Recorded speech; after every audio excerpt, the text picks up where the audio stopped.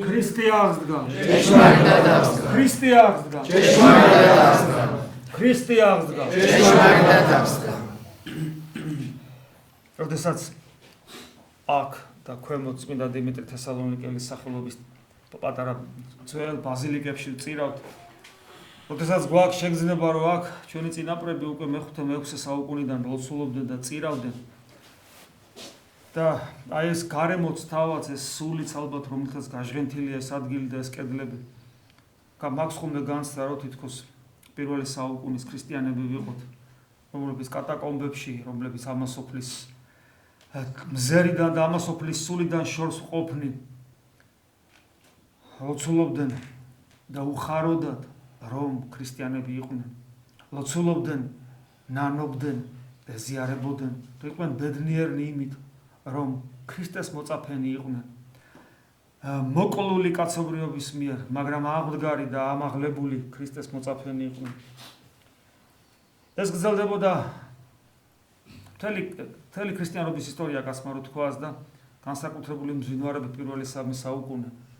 და სწორედ აი ამ პირველი 3 საუკუნის პერიოდში უამრავი მოწამე შეიძინა ქრისტეს ეკლესიამ და ერთ-ერთი არის წმინდა დიდ მოწამე გიორგი, რომლის სახელობის ბაზილიკაც არის ეს, სადაც ჩვენ წირეთ და რომლის ხსენებაც არის დღეს, რომლის აღსრულების ხსენებაც არის დღეს. ნიშანდობლივი იყო დღეს წირვის დროს, მთელი წირვის დროს მამლის ხივილი ისმოდა და რა თქმა უნდა გებრალება ქართველი კაცი, რომელიც წმინდა გიორგობას ცხვრით და მამლით აღნიშნავს. ან მამალმა სხვა რა დააშავა ჩვეულებრივი საჭმელი ღვთისაგან მიერ მოცემული ჩვენთვის, მაგრამ ადამიანები, რომლებიც ამგვარად აღნიშნავენ და მამლის ხივილზე, იმიტომ განსაკუთრებულად აქცენტი გავაკეთე, რომ ხომ იცით მამლის ხივილი რა იყო პეტრესთვის. პეტრესთვის მამლის ხივილი იყო შეხსენება იმისა, თუ როგორ უარყო მან ქრისტე. და ჩვენ ხო ვიცით ყველაფერი რაც დაიწერა წმინდა წერილში, ჩვენ სამოძღვრებლად დაიწერა, როგორც პავლე მოციქული გვასწავლის და ეს შემთხვევას დაიწერა არა მხოლოდ პეტრე მოციქულის თავდაბლობისათვის, არამედ ჩვენს სამოძღვრებლად, რომ ყოველთვის გვახსოვდეს, რომ ჩვენ ცხოვრებაში არის ძალიან ბევრი პერიოდი, ძალიან ბევრი წამები ჩვენ ცხოვრებაში, როდესაც ჩვენ უარყოფთ ქრისტეს. და როგორც მამლის ხივილი პეტრეს მუდამ ახსენებდა იმას, რომ მან უარყო ქრისტე და მთელი ცხოვრება ტიროდა, როგორც ცნობილია მის ცხოვრებაში და თვალებზე ამ უპებზე სულ ღარები ქონა უამრავ ბევრი ტირილისაგან. ჩვენც ესე ალბათ უნდა გვახსენებდეს მამლის ხივილი, რომ ჩვენ ძალიან ხშირად უარყოფთ ქრისტეს და ამ შემთხვევაში მთელი საქართველოს მადლობა ღმერთს ალბათ არა, მაგრამ საქართველოს ძალიან დიდი ნაწილი დღეს, როდესაც გიორგობას აღნიშნავს სისხლიანი მსხვერპლით, ცხვრითა და მამლით, ასევე უარყოფს ქრისტეს. არა იმიტომ, რომ კიდევ ვიმეორებ საჭმელის ჭამა თუნდაც ხორცისა ცოდვა, არამედ იმიტომ, რომ აი ამგვარად აღნიშნავს. ეს უბედურება, რომლისაგანაც ვერ განთავისუფლდა საქართველო უკვე მრავალი წელია. მიუხედავად მრავალი ჩვენი ქადაგების ალბათ ვერ ვქადაგებთ, ვერ ვასწავლით, ვერ მოძღვრავთ. შარშან გვახსოვს ჩვენი წირვის პერიოდში 3 ცხვარი დაკლესა. ისეთი დამძიმებული გამოვედი, რომ მითხრეს რა უბედურება, როდესაც ქართველ კაცს არ ყოფნის მაცხოვრის დაღრული სისხლი და ზედ პირუტყვის სისხლს ამატებს. და ერთმანეთს ულოცავენ, ხშირად მithქვავს მე თქვენთვის წმინდა გიორგის ხსენების დროს და სხვა წმინდანების ხსენების დროს, განსაკუთრებულად მოწამეების, რა გიხარიათ და რას ულოცავთ ერთმანეთს. აი დაფიქრდით, ხო? მე ახალი არ არის თქვენთვის კიდევ ერთხელ ვიმეორებ. წარმოიდგინეთ, თქვენი ახლობელი საშნელი წამებით მოკლეს. და ეხლა ოჯახის წევრები ამ დღეს ერთმანეთს ულოცავენ. აბა თავში მოგვივა ეგეთი რაღაც აზრი. ჩემი ახლობელი საშნელი ტკივილებით მოკლეს და მე გილოცავ, შენც მილოცავ. და როგორ ულოცავთ თან? ღრეობით, მემთვრალეობით, ცოდვით. ხანდახან გიორგობა ოთხშაბათს და პარასკევს ემთხვევა ხოლმე. მარხვის დღეს ემთხვევა ხოლმე. ანუ ქრისტეს ტკივილების დღეს ემთხვევა ხოლმე.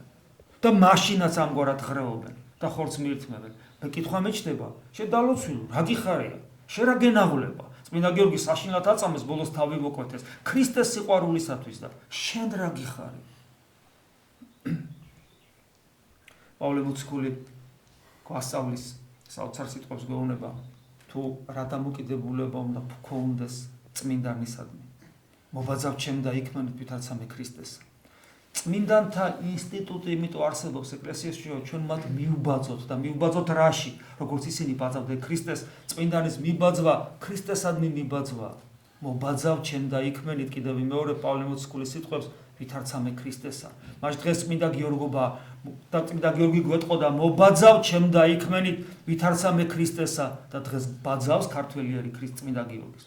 ღარეობით, მემთვრალეობით და 1000 და რაც მოსდევს მემთვრალეობას ის უბედურებანი რომელზეც პავლე მოციქული ამბობს რომ უდათვრებით ღვინით არამედ მისგან არის სიბილწე. აი ეს რეალობა არსებობს ჩვენ ქვეყანაში. ჩვენ საუბრობდით ეხლას მანქანაში რომ მოვდიოდით ეს დღეები საუბრობთ რომ ვაიმე რა გვეშველება ესე იგი მოვთქვათ ქართველები რომ ესე იგი რა კანონებს იღებს ხელისუფლება და მე ვეუბნები ხოლმე ჩემ თავს პირველ რიგში და მე ყველას თან საუბრობ ამგვარად რომ ქრისტიანს აქვს აი ეს მიდგომა ყველაფრისადმი. როდესაც შენს გარშემო ცხოვრებაში არის პრობლემები, განსასწრებელი, უამრავი პრობლემები არსებობს, ქრისტიანი რევოლუციას კი არ იწყებს. ქრისტიანი იწყებს საკუთარი თავის მეტამორფოზას. ქრისტიანი ამბობს ესე რომ ჩემი პირადი ცხოვრება ღვთის წინაშე არ არის საკმარისი. იმისათვის რომ მოვიყო ნათელი სოფლისა და მარილი ამას სოფლისა და იწყებს თავის მეტამორფოზას, თავის გამოსწორებას და რითაც იგი გარემო სამყაროს ცვლის. წმინდა სერაფიმე საროველი ამბობს, შენ ცხონდები და შენს გარშემო ათასები ცხონდებია. წმინდა იონი ოქროპირი ამბობს, ერთი მართალი ადამიანი თელს ქალაქს გადაარჩევს რითი? შეცვლის და გამოასწორებს. ერთი მართალი ადამიანი. იმიტომ რომ ეს არის ის სანთელი, რომელიც ზემოდან დგება მაგიდაზე და არ არის დაფარული.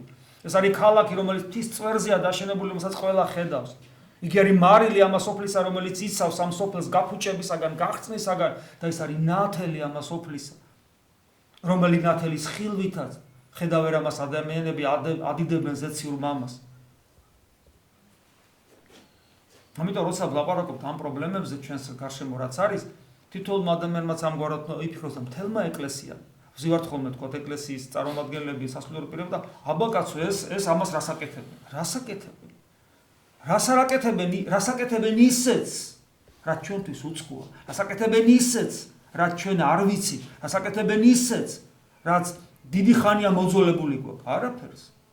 ისინი ჩვეულებრივი ქართველი ადამიანები არიან, როგორც ჩვენ და როგორც ჩვენ ვიქცევით, დაფარულად ისინი ქცევიან ამგვარად ცხადად.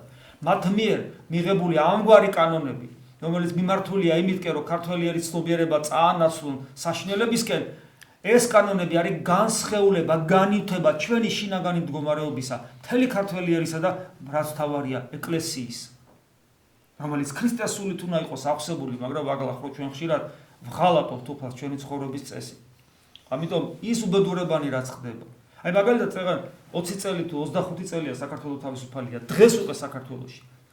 აი ამ ფორმით აღნიშნოთ დღესასწაულებისა, როგორც არის აი ეკლესიასთან ცხოველის სისხლის დაღვრა აღარ უნდა ხდებოდეს და მე რა თქმა უნდა ბრაზდები იმაზე ვინც ამას აკეთებს. მაგრამ მე უპირველეს ყოვლისა ბრაზდების საკუთარ თავზე, რომ როგორ შეიძლება 25 წლის განმავლობაში ვერ მოგვეხერხებინა ეკლესიაში ის, რომ ხალხი მიმხვდარიყო, რომ კი ბატონო, ცხარი გინდა დაკალი შეჭამე სახში, ეკლესია რა შუაში. როგორ მოხდა ეს, რომ ჩვენ ეს ვერ მოვახერხებთ? მე გეტყვით როგორ მოხდა. ძალიან ხშირად ჩვენ უბიძგებდით და ხელს უწყობდით. ჩვენ სასულიერო პირები ამას. კი ბატონო, არის ეს ტრადიცია. ვიღაცა მოიყვანს ხარშემოზე, ამერი უცხო არის. აი ბატონო, ღმერთმა შეგიწიროს და ვეუბნები. სულ ერთია სხვა შემოწირა ლობიოს თუ კარტოფილს. არანაირი მნიშვნელობა არ აქვს. არსობრივად და პრინციპულად. ხოლო ის, რასაც მე ჩადიან ადამიანები, თან, ესე იგი, თვითონ ჭამენ. გაჭირებულს მაინც დაურიგე, შედალოცილო, რომ ღვთის წინაშე სიკეთე იყოს და აქედან გამომდინარე შესაწირავი. ფშიერი ვიყავი და მაჭამენ.